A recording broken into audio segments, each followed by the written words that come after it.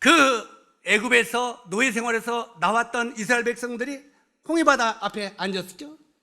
홍해바다 앞에 있을 때 그때도 이제 우리가 저쪽으로 이제 건너가면 처음에는 그랬을 거예요. 가나안 땅이 곧 눈에 본대야. 가나안 땅은 정말 적과 꿀이 흐르는 땅이다. 그 이야기 했겠어요, 안 했겠어요?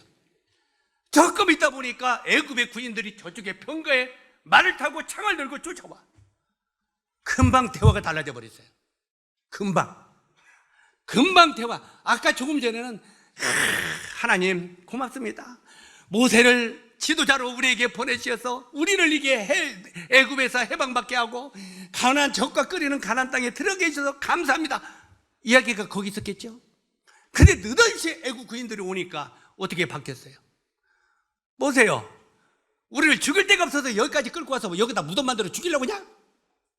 맞아. 모세를 죽이자. 모세를 죽이자고 나온 거야. 처음에는 어떻게 했는데요? 모세를 우리가 지도자가 되고 우리를 구원시키는 일에 사용하셨다고 감사했죠. 그러던 사람이 애굽의 이 군병의 환경을 보는 순간 모세를 돌을 대며 죽이려고 그랬어요. 얼마나 상황이 바뀌었어요. 바로 이렇게 육신적인 삶 속에 그 대화 속에 끼어들면은 사탄 마귀가 거기 끼어들어 버려요. 그래가지고 굉장히 어려운 일이 일어났다 그 말입니다. 그들이 또 모세에게 이르되 애굽의 매장지가 없으므로 당신이 우리를 이끌어내 이 광야에서 죽게 하느냐. 조금 전까지 모세는 우리의 지도자요 구원자라고 참배했던 사람들이 이렇게 나오는 거예요. 실제로 여기에 모세에게 애굽의 매장지가 없으므로 당신이 우리를 이끌어내 이 광야에서 우리를 죽게 하느냐 하고 원망했던 걸 보게 됩니다.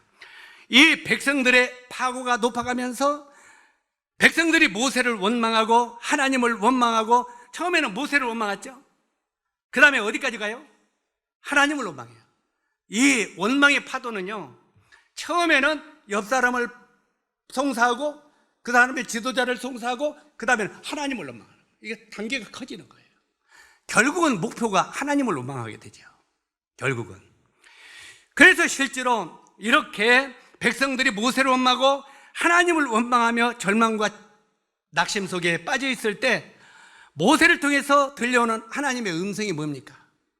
이 모세를 통해서 들려오는 하나님의 음성이 첫 번째는 침묵하라는 명령입니다. 잠잠하라는 명령입니다. 우리가요, 어떤 어려움이 있을 때 첫 번에 우리가 하나님이 우리들에게 주시는 명령은 잠잠하라는 거예요.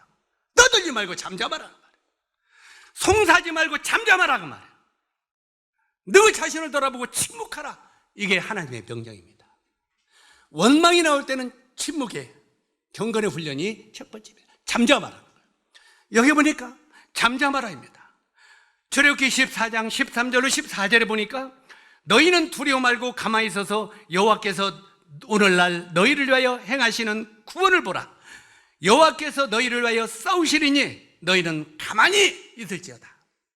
이 환경 상황 속에 하나님이 개입할 거니까 너희는 잠잠하라 하고 말합니다. 우리가요, 교회에 어떤 어려움이 있을 때 우리는 우리 힘으로 그걸 풀라고 하면 안 됩니다. 교회의 머리는 누구세요? 교회의 머리는 누구세요? 예수 그리스도십니다. 그리고 하나님께서 신부된 교회를 눈동자처럼 지키신다고 말합니다. 눈동자처럼. 자, 우리 손가락 이렇게 해보세요. 진짜 찔르지는 말고 눈 한번 이렇게 해보세요. 이렇게 해보세요. 내 눈은 뻣뻣이 서 있어. 눈 뜨고 있어 하는 사람 손 들어보세요. 이렇게 하면 눈이 깜빡해요, 안 해요?